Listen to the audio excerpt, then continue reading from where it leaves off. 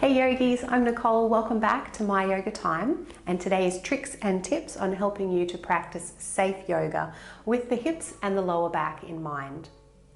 So when we're practicing our dynamic weight-bearing yoga, it's really important that we don't overstretch and hang out on our poor joints.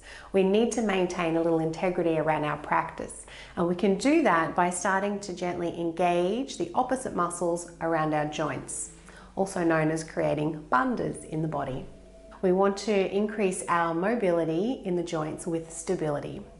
So as with everything in life, yoga included, we are at risk of injuring ourselves. And believe it or not, it's the more experienced yogi who's often at greater risk of injuring themselves, because they've quite often removed a certain amount of tension in their body, and so they're then more susceptible to overstretching to the point of no return. So if you're familiar with my classes, either on YouTube or in person, or if you're one of my lovely teacher trainees doing the yoga teacher training course, you would have heard me say many times to either stretch the mat with your feet or squash the mat with your feet. So for example, here in our low lunge, the last thing we want to do is just relax and hang out in here.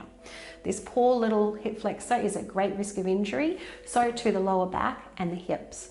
So to help maintain that integrity here, we would try and pull the right heel back and drag the left knee forward. So you'll find as I do that, I lift up a little.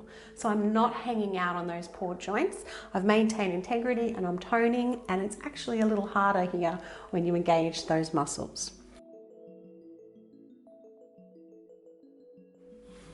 Conversely, in a warrior two, you could try and press the feet towards one another, or of course you can try and stretch the mat by sending them away from one another. And it's really helpful here to maintain that action not only in the pose, but also in your transitions.